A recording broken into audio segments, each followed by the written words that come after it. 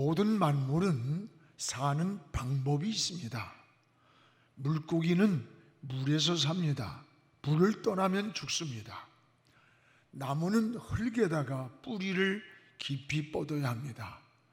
뿌리를 깊이 뻗을수록 거목이 됩니다.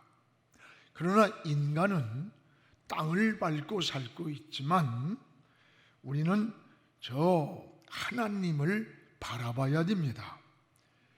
그래서 히랍 사람들은 인간을 안드로포스 이렇게 부릅니다. 이 말은 위를 바라보는 것이 인간이라는 거예요. 골로새서 3장 1절에 너희는 위의 것을 찾으라. 즉 위에 계신 하나님을 바라보라, 이런 뜻입니다. 인간은 우리 육체 속에 이 영혼이 있기 때문에 위에 계신 저 하나님을 바라볼 때에 평안이 옵니다. 지혜가 생기고 용감이 떠오르고 성령의 인도를 받게 되는 겁니다. 그래서 골로새서 3장 2절에 너희는 위의 것을 생각하고 땅의 것을 생각하지 말라라고 했어요. 성도가 사는 방법은 늘 저 위에 계시는 하나님을 사모해야 합니다. 하나님의 은혜를 구하고 하나님께 예배하며 하나님의 영광을 돌리며 사는 게 그리스도인의 삶입니다. 바울은 오늘 에베소 성도들에게 에베소 5장 15절에 너희는 어떻게 인생을 행할 것인지 자세히 주의하여 보고 지혜 없는 자 같이 살지 말고 지혜 있는 자 같이 행하라 라고 말씀을 했습니다. 그리고 바울은 오늘 우리 인생이 사는데 특히 성도가 사는 방법을 세 가지로 소개하고 있습니다. 무엇보다 그 하나는 세월을 아끼며 살라는 겁니다. 오늘 16절 우리 같이 읽겠습니다. 세월을 아끼라, 때가 악하니라. 세월은 그 주인이 누구냐? 하나님입니다. 그래서 세월을 아끼라는 말은 기회를 잘 살리라, 또 하나는 시간을 잘 사용하라, 이런 뜻이에요. 세월이란 말과 기회란 말과 시간이란 말이 같은 겁니다.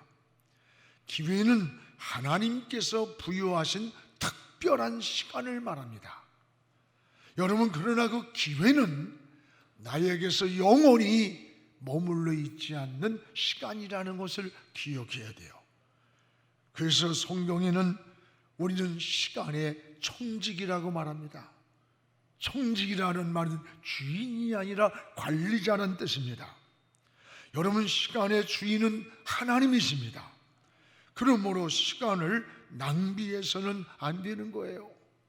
사람들은 돈을 시간보다 더 소중하게 여깁니다. 그러나 시간은 돈으로 살 수 없는 게 시간이에요.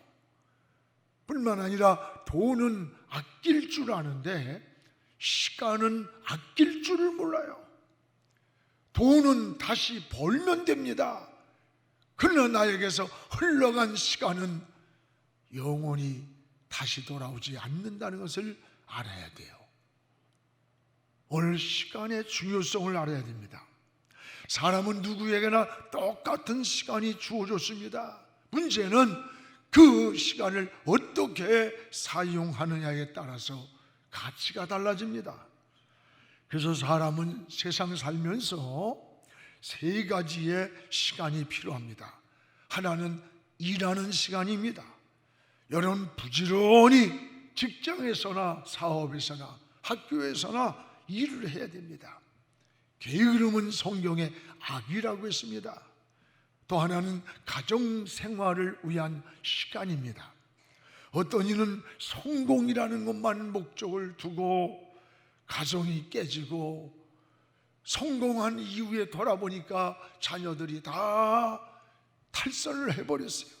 안타까운 일이에요. 목회자들도 뭐예요? 열심히 목회했다고 했는데 자녀는 빗나가고 가정은 파괴되어 있는 걸 봅니다. 또 하나는 하나님과 교제하는 시간이 있어야 합니다. 바쁘다고 더 여러분 소중한 이 하나님과의 교제, 하나님과의 만남, 하나님을 생각하고 묵상하는 이런 시간이 끊어질 때 우리의 삶은 곤고해지는 거예요. 평안이 없고 지혜가 없고 안식을 잃어버리게 되는 겁니다. 세월을 아낀다는 것은 시간의 부가가치를 높인다, 이런 말이에요. 여러분, 시간을 양이 아니라 질로 사용하는 지혜가 필요합니다. 생사를 다투는 응급환자에게는 5분이라고 하는 시간은 삶과 죽음의 갈림길이 될 수 있는 거예요. 다른 사람이 가져 있는 100시간과 비교가 안 되는 거예요. 지금 시험을 치르는 수험생의 5분은 다른 사람의 100시간과 비교할 수가 없는 시간이에요. 시간을 질로 사용할 줄 아는 것을 지혜라고 말합니다. 대개 인생을 성공한 사람들을 보면 90%는 그 시간 관리를 잘한 사람에게 성공이 왔다는 거예요. 여러분 잘 아는 벤자민 프랭클린이 이런 말을 했어요. 당신은 생명을 사랑한다면 시간을 낭비하지 말라. 왜? 시간은 곧 생명을 만드는 재료가 된다는 거예요. 그렇습니다. 그가 한때 책가게를 운영했습니다. 한 젊은이가 책을 한 권 사더니 책값을 깎아달라는 거예요. 안 됩니다. 계속 하지 않고 좀 싸게 해주세요 어쩌고 하니까, 그래요? 그럼 책값을 얼마를 더 내세요. 아니 값을 깎아달라는데 책값을 올리는 데가 어디 있습니까 하니까, 지금 당신은 내 시간을 빼앗고 있어. 당신은 지금 내 시간을 빼앗아가고 있어. 그러기에 책값을 더 내야 됩니다. 그때 이 젊은이가 부끄러워하면서 돈을 그대로 다 주고 자기 그 말에 일생의 시간의 가치, 시간의 고귀함을 느끼면서 살아갔다고 합니다. 그렇습니다. 여러분, 시간은 곧 생명입니다. 시간의 낭비는 우리의 생명을 낭비하고 있다는 걸 알아야 돼요. 빗방울이 모여서 내를 이루고 내가 모여서 강이 됩니다. 강이 모여서 바다를 이룬 거예요. 지금 여러분이 존재하고 있는 이 시간이 1초, 1분, 10분, 1시간, 하루, 1년, 3년, 5년, 10년, 30년, 40년 모여서 오늘 이 자리에 우리가 와 있는 거예요. 이런 모습으로 있는 거예요. 시간은 생명이에요. 시간의 낭비는 곧 우리 인생의 낭비라는 거예요. 생명의 낭비라는 거예요. 그래서 여러분 따라합시다. 마귀는 시간을 공격한다. 여러분, 시간을 공격한다는 걸 알아야 돼. 젊은이, 여러분이 영원히 젊음이 아니야. 시간, 우리도 그때가 있었어. 눈 몇 번 감으면 가는 거예요. 마귀는 우리 시간을 지금도 공격하고 있는 거예요. 아주 중요하지도 않은 별 볼 일 없는 일 가지고 시간을 낭비하게 하는 일이 있습니까? 마귀에게 쏙지 않기 바랍니다. 시간의 낭비는 거절할 것을 거절하지 못하는 데서 또한 오는 거예요. 사람은 모든 사람을 만족시킬 수는 없습니다. 적당한 거절이 때로는 필요한 거예요. 그래서 여러분, 시간의 우선순위를 정하시기 바랍니다. 사람은 빨리 해야 되는 일이 있고 천천히 해도 되는 일이 있어요. 반드시 해야 되는 일이 있고 미뤄도 되는 일이 있어요. 필수가 있는가 하면 선택이 있어요. 여러분, 오늘 세월을 아끼는 것이 바로 지혜예요. 세월은 나를 위해서 멈춰있고 기다리고 있지 않다는 거예요. 그래서 전도서 12장 1절에 보면 농년 총년의 때에 너의 창조주를 기억하라. 왜? 곤고한 날이 이르기 전에 아무 낙이 없다고 하는 해가 그때가 오기 전에 우리가 지금 젊다고 해서 영원히 아니라는 거예요. 곤고한 시간이, 낙이 없다고 하는 그 시간이 다가올 날이 가까이 온다는 거예요. 사랑하는 여러분, 시간은 곧 생명입니다. 마귀는 오늘도 우리의 시간을 뺏어가는 거예요. 쓸모없는 것으로, 영양가도 없는 것으로. 로마서 12장 11절에 성도는 어떻게 살아야 됩니까? 부지런하고 게으르지 말고 열심을 품고 하나님을 섬기라는 거예요. 이게 성도들이 사는 지혜예요. 모두가 시간을 잘 활용하라고 하는 그런 경고 아닙니까? 러시아의 문호 도스토옙스키가 28살 때 그는 내란죄로 사형 언도를 받았습니다. 시베리아 50도가 되는 그 추위에 형장으로 끌려가서 나무에 몸이 묶였습니다. 사형 집행 시간을 생각해 보니까 5분간의 시간이 남아있는 거예요. 그래서 이 5분을 어떻게 쓸 것인가 죽기 전에 생각을 했습니다. 2분은 내 옆에 있던 주위에 사형 집행을 받는 그들에게 인사하는 데 쓰기로 하고, 그리고 2분 동안은 내 인생이, 시간을 어떻게 내 인생이 살아왔는가 자기를 돌아보는데 2분을 쓰기로 했습니다. 그리고 1분은 내가 밟고 살았던 이 땅 내 조국을 위해서 생각하기로 했습니다. 그런 동안에 2분이 지났습니다. 이제 3분이 남았습니다. 그 순간에 앞이 캄캄하는 거예요. 나에게 시간은 3분밖에 없구나. 3분밖에 없구나. 그러면서 이 3분, 나에게 다시 살 수 있는 시간이 있다면 내 인생을 새롭게 살았을 텐데, 그 순간에 이미 사형을 집행하려고 실탄을 장전한 소리가 들리는 거예요. 근데 그 순간이었습니다. 사형장 밖에서 떠들썩한 소리가 들려오더니 한 병사가 흰 깃발을 들면서 사면입니다, 사면입니다 하고 달려오는 거예요. 특사령을, 황제의 특사를 받고 왔습니다. 이렇게 해서 사형 직전에 이 도스토옙스키는 거기에서 생명이 다시 살아났어요. 그 이후에 그는 사형 전 5분을 쪼개서 알차게 인생을 계획했던 그때를 늘 기억하면서 최선을 다해서 그는 글을 썼다는 거예요. 그래서 그 후에 그가 쓴 작품이 여러분 잘 아는 죄와 벌, 카라마조 부가의 형제들 같은, 지금 시간이 지나가도 세월이 지나도 불후의 명작으로 남아있는 게 그 사형 선고를 받은 그 이후에 시간을 쪼개 쓴 그런 글이랍니다. 그렇습니다. 여러분도 인생을 살면서, 세월을 아끼면서 인생을 승리하며 살아가기를 주의 이름으로 축원합니다. 또한 여러분, 성도가 사는 방법은 두 번째, 주의 뜻이 무엇인가를 늘 생각하며 분별하며 사는 거라고 그랬어요. 여기에는 두 가지가 있습니다. 하나는 주의 뜻이라는 말이 나와요. 주의 뜻이 무엇인가? 성경에 여러분, 이 뜻이라는 말이 무려 50번이 나옵니다. 주의 뜻은 바로 하나님의 마음, 또 하나는 하나님이 인간을 향한 소원을 주의 뜻이라고 이렇게 말합니다.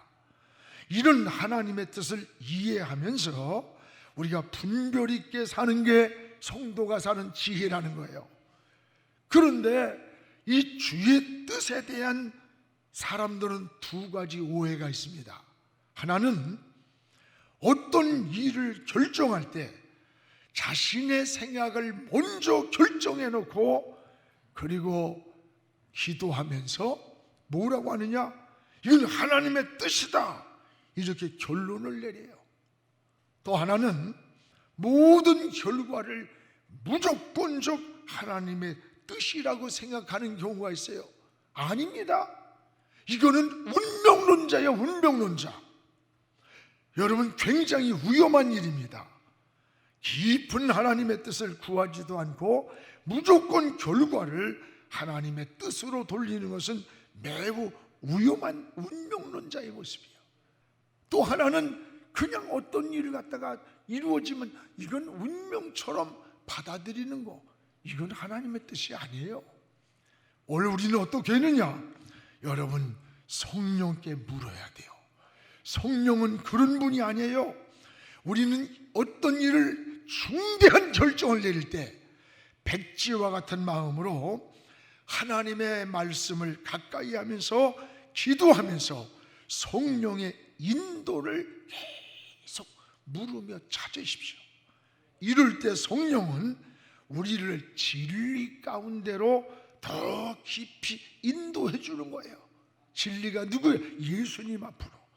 그래서 고린도전서 2장 10절에 이렇게 말씀합니다.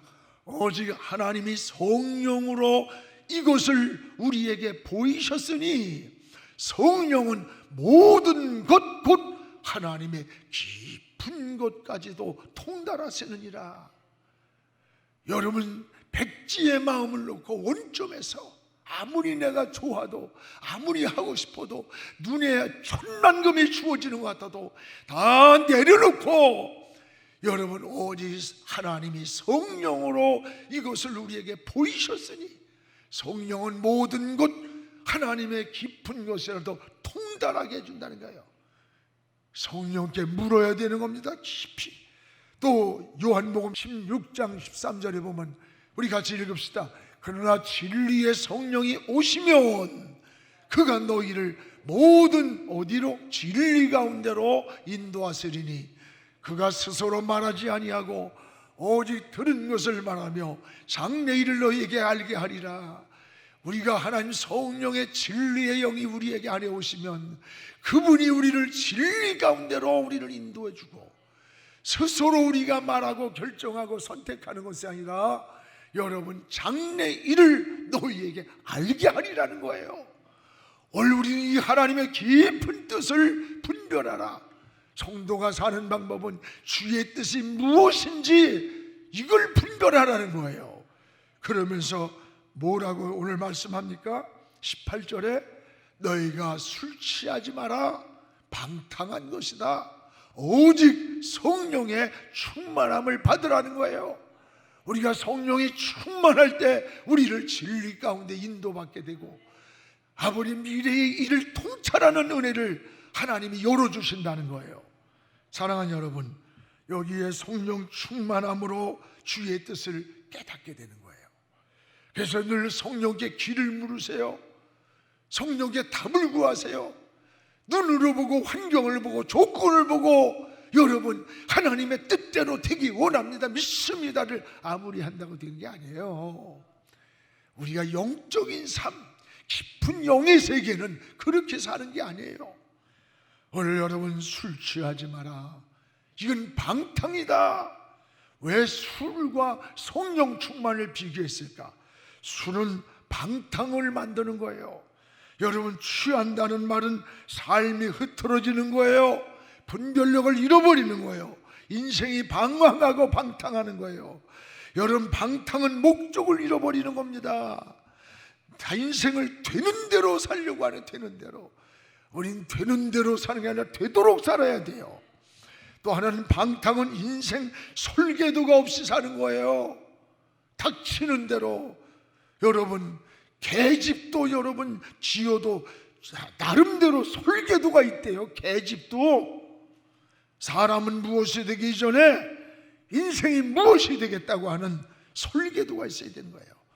또한 방탕은 인생을 방향을 잃는 겁니다. 속도보다 더 중요한 건 방향이에요. 여러분, 빨리 가는 것보다 바르게 가는 게 중요한 거예요. 오늘 술 취함은 인생을 방탕으로 이끌고 간다는 거예요. 그래서 오늘 술 취하지 마라. 방탕한 것이다.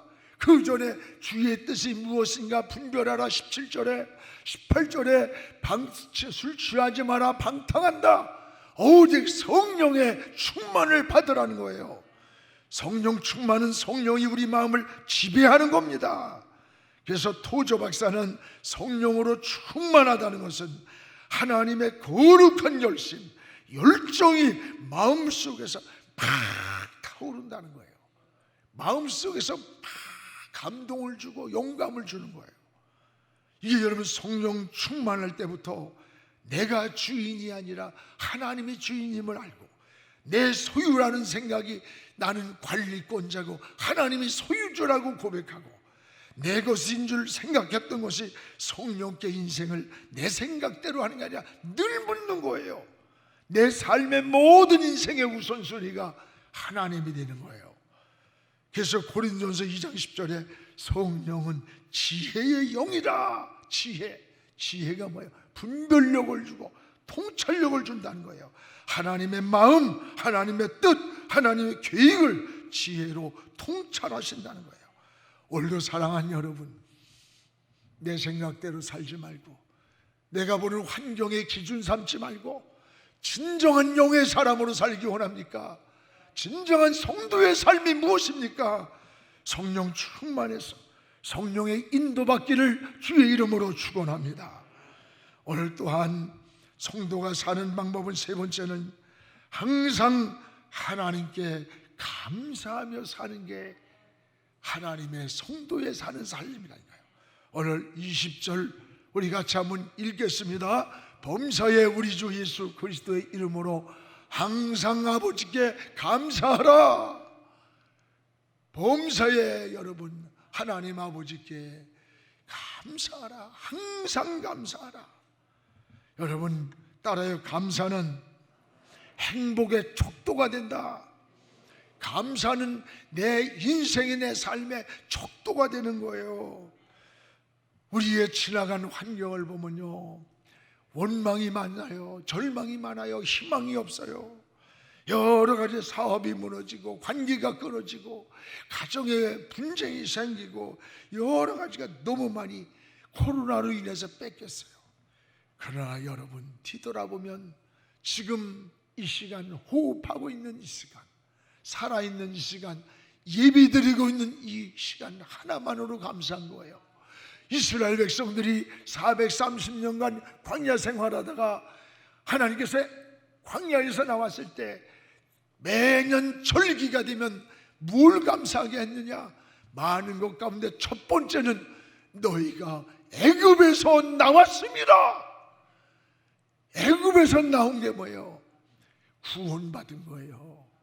예수 그리스도의 피로 구원받은 자녀가 되고 하나님 백성이 된 것을 첫 번째 감사라는 거예요. 사랑하는 여러분, 감사하면서 우리 어려운 시간, 절망 낙심하던 시간 많았지만 이제 후반기를 감사하면서 한 여러분 출발하기를 주님의 이름으로 축원합니다. 오늘 항상이란 말은 잘 될 때만이 아니에요. 안 될 때에도, 건강할 때만이 아니에요. 병들었을 때에도 여러분 하나님 아버지께 감사하는 바울의 고백이에요. 성경에 욥이 그러했고 하박국이 그러했고 바울이 그러했습니다. 전에 제가 휴스턴에 집사람하고 목회자 국제 포럼이 있었어요. 거기를 참여를 했는데 이제 그 쇠약한 아주 몸이 마르신 약한 집사님이 목사님들이 쭉 줄을 서서 이제 식기에 밥을 퍼주는데 그분이 밥을 퍼주는 거야. 너무 몸이 약하고 너무 안쓰러워서 집사님이시냐 그렇대요. 아유 몸이 약하신데 저희들이 풀게요. 쉬세요 그랬더니 아니에요. 그래서 내가 그 목사님한테 물었어요. 목사님 이렇게 약하신 분이 저 얼굴이 기쁜데 너무너무 몸이 약해서 안쓰럽네요 그랬더니 목사님이 막 엉엉 우는 거예요.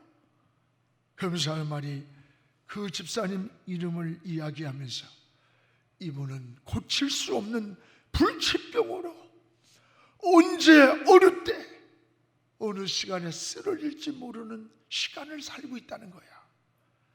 근데 저렇게 나와서 봉사하며 감사하면서 기뻐한다는 거야. 그 집사님의 고백이, 내가 아직도 여기 서서 목사님들에게 밥을 퍼줄 수 있는 기운이 있어서 이 섬길 수 있는 것이 너무나 감사하다는 이야기예요. 원망하며 절망하며, 제기를 내가 뭐 잘못해서 이런 병이 걸렸어, 내가 뭐 잘못해서 내가 이렇게 어려움을 당해야 돼, 이럴 수도 있는 환경인데도 불구하고 원망하며 절망하는 것이 아니라, 죽을 시간만 기다리면서 누워있는 것이 아니라 오히려 감사하는 그 환한 모습에서 예수님의 모습이 보이는 거예요. 저는 지난번에 LA의 은혜 한인교회가 제일 큽니다. 엄청납니다. 거기서 부흥회를 하는데 그 원로 목사님이 브라질로다가 400몇 명이 선교를 떠나는데 같이 가신대요. 80 몇 살인데 보니까 아주 몸이 약해요. 암이 걸리셨대. 그 성도들이 울면서 말리고, 목사님 좀 쉼을 얻어야 합니다. 그 목사님이 뭐라고 하는 거니? 강사 목사님, 내가 어차피 하나님 앞에 부름받을 시간이 다가오는데 내가 병원에 누워서 그냥 하늘로 가야 됩니까? 아직도 기운이 있다면 나는 선교지에 가서 복음을 전하다, 거기서 주님 앞에 가는 게 더 원한다면 나는 후자를 선택합니다. 그 암으로 온몸이 말라서 80몇 세 먹은 그 원로의 목사님이 그들과 함께 선교지 대열에 서서, 그때 저는 뒤돌아서서 눈물이 기나고, 나도 저렇게 할 수 있을까? 사랑하는 여러분, 오늘 진정한 감사는 조건만이 아니에요. 하나님의 은혜를 깨달을세 모든 게 감사한 거예요. 우리가 지나간 세월 감사하는 사람이 이 세상 사람들 얼마나 되겠어? 그러나 우리 그리스도인은 달라요. 사는 법이 달라. 우리는 기도도 감사의 기도, 입술도 감사의 고백, 우리의 행동도 감사의 마음, 감사의 소유, 감사함으로 우리 후반기를 시작하는 우리 영안의 식구들 되기를 주의 이름으로 축원합니다.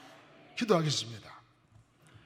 고마우신 우리 아버지요, 주의 은혜에 찬양합니다. 감사드립니다. 성도는 어떻게 사는 것인가를 다시 깨달았습니다. 하나님, 시간은 지나갑니다. 세월도 머물러 있지 않습니다. 너무 세월을 악하니, 세월을 아끼라고 했사오니 우리에게 주어진 시간을, 기회를 낭비하지 않게 하여 주옵소서. 지혜 있게 주를 위해 충성되게 살기를 원합니다. 하나님 아버지, 오늘 주의 뜻이 무엇인가 분별하며 성령에 이끌리고 성령께 길을 묻게 하시고 성령이 우리 마음을 지배하여 성령의 인도를 받는 후반을 살게 하여 주옵소서. 우리가 어떤 환경에 어떤 조건에 있든지, 광야에서도 애굽에서 우리를 구원해 주셨습니다. 구원받은 것을 감사하라고 외쳤던 것처럼 오늘 감사함으로 우리의 후반기를 출발하는 우리 영안의 식구들, 우리 한국교회, 우리 민족이 되게 하나님 축복하여 주시옵소서. 예수님의 이름으로 기도하옵나이다. 아멘.